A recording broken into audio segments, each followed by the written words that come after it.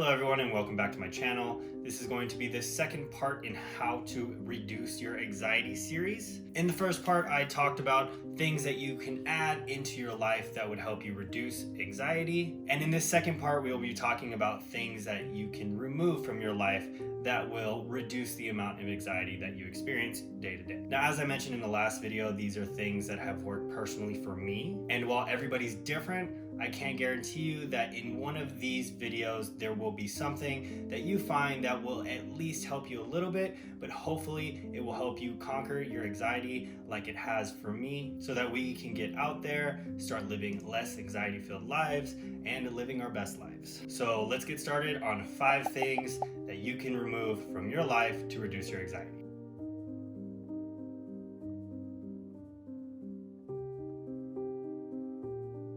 So for this first one, you need to understand that these outlets are designed for one purpose and one purpose only: to get you emotionally charged and wanting to engage with more. Because unfortunately, we are wired to be more interested in negative things than we are in positive things. And these outlets know this, and they know by making things sound as bad as they possibly can, you are more likely to engage with it, watch it, and share it with others, thus creating more advertisement revenue for them, thus getting more viewership. And if you're constantly getting bombarded with this anxiety producing content, I'm willing to bet that you probably have some kind of an anxiety problem. Now you may ask, but Rob, how am I supposed to know what's going on in the world? Simple.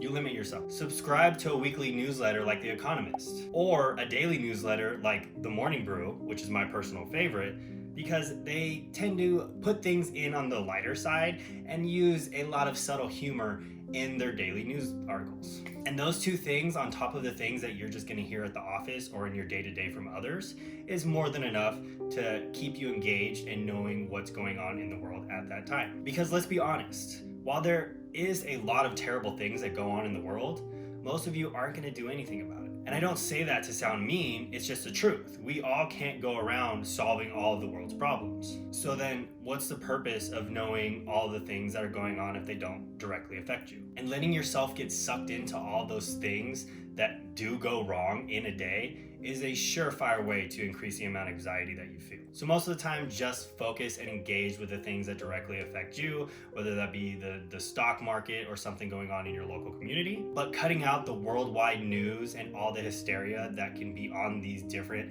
news platforms is a sure way to feel some kind of relief from the anxiety that you may be feeling. Now this next one is a big one because most people do not prioritize this as much as they should. And I'm not just talking about people that suffer from anxiety. I've seen this more common than not, that most people just don't take their sleep seriously. How do you start going about that? First, pick a bedtime that works for you on a consistent basis and stick to it. Don't watch TV, especially the news or some TV drama, right before bed. Dim the lights in your home when the sun goes down. Do your journaling or drink some caffeine-free tea, because by the way, warm beverages have actually been shown to calm your nerves. Whatever you can consistently do at a consistent time that will tell your body that it's time for sleep. Get the best night's sleep that you can and watch your anxiety levels drop.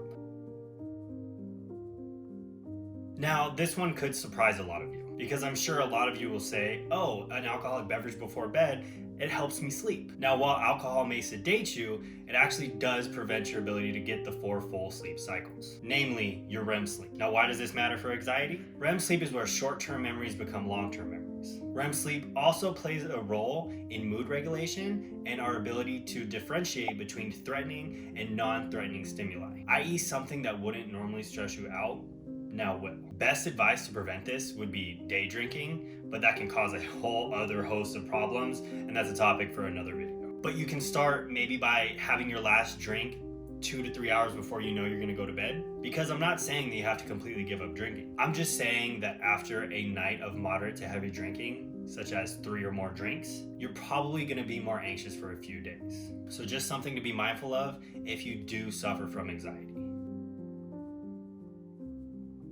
By now, you're probably thinking, a bedtime, no alcohol, no caffeine, you're a party pooper. Well, if you prefer to be a less anxious person, sometimes some things gotta give. Time-wise, this is the easiest. You just don't make that cup of coffee, don't drink that pre-workout, or or don't smoke that cigarette if that's your thing. But realistically, it can be pretty difficult. To be really effective at this, it requires diligence on your part regarding your diet and your sleep. Not to mention the terrible week or two of caffeine headaches and borderline depression. But the benefits are so amazing once you get over the hump. The mental clarity, lack of energy dips, and of course, the lack of anxiety. Personally, I drink 2 to 3 cups of green tea a day, and that's enough to keep me going when I know I'm going to be spending a substantial amount of my day at a desk. But when I'm working with clients for more hours of the day, I do notice that I need less caffeine as the movement tends to help keep me energized. And by the way, if you do feel groggy from lack of coffee, something you could do is just scheduling 5 minutes of movement, or looking back at the other video, that's when you could do your 5-minute walk to kind of get you to wake up and get you ready for the second part of your day.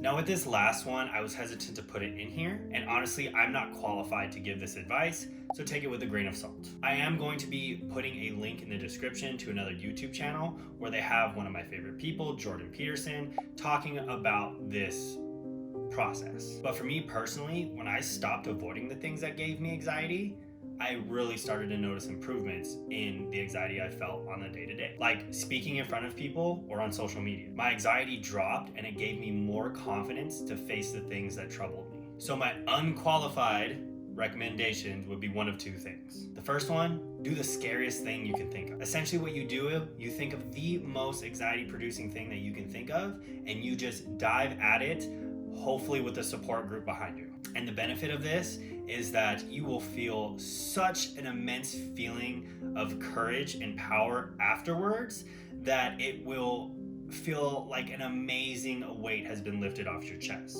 But the detriment to this is risking huge negative feelings that could just make your problem worse. But for me personally, I knew most of the scenarios that caused me anxiety weren't life or death situations. Once I came to terms with that and I was ready to face that initial 10x level of fear, I saw the benefits from doing this particular method rather quickly. Now the second approach of this that you can try out would be to do the least scariest scary thing that you can think of. Slowly gaining courage and building confidence so that down the road you feel more ready and willing to tackle those things that cause you anxiety or fear that you're experiencing. This one is much more sustainable and easier for us to do. Pick one thing you're afraid of, such as talking to a stranger, talking on social media, taking dance lessons, or dancing in front of people. That one still kind of scares me. I'm still working on that one. I just need to dive in and do it. Pick something that scares you but isn't drastically scary to you and slowly build up the momentum and courage to tackle more difficult and scary things. This method has the benefit of being easier to implement, but with the detriment of you possibly not following through, addressing that big key anxiety producing scenario. But just like with anything, figure out what works best for you and move forward. All right, so I hope that you all found that useful. And if you did, please consider liking and subscribing for more. And hopefully I'll see you all in later videos. And until then, take care and enjoy the rest of your day.